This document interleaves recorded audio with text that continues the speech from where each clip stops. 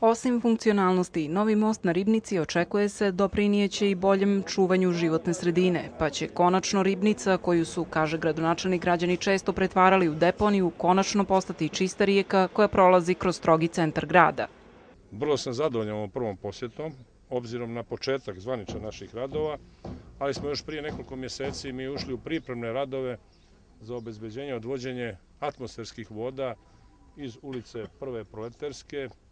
Regulacija, kao što vidite, Savinog potoka gotovo čitava i jako je važno što smo konačno taj kolektor za atmosfersku kanalizaciju završili i to su ekstra troškovi vezani za ovaj objekat, odnosno za ovaj projekat.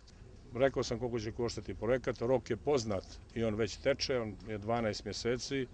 Obećanje je konzorcijuma da će zavisno od vremenskih uslova i po potrebi tehnologije izgradnje ovog objekta se raditi najmanje u 2 smjene, a ja se nadam u ljetnjim mjesecima, ukoliko to zaista vremenske prilike i tehnološke karakteristike ugradnje tog materijala budu dozvoljavale, da će se raditi i po potrebi 3. smjena. Gradonačelnik Mugoša najavljuje i da će uskoro biti predstavljen plan Prvoborac koji tretira dio bulevara od mosta na Ribnici prema ulici Nikole Tesle, što će pored već održanih javnih rasprava biti prilika da se eventualno izađe u susret nekim pojedinačnim zahtjevima.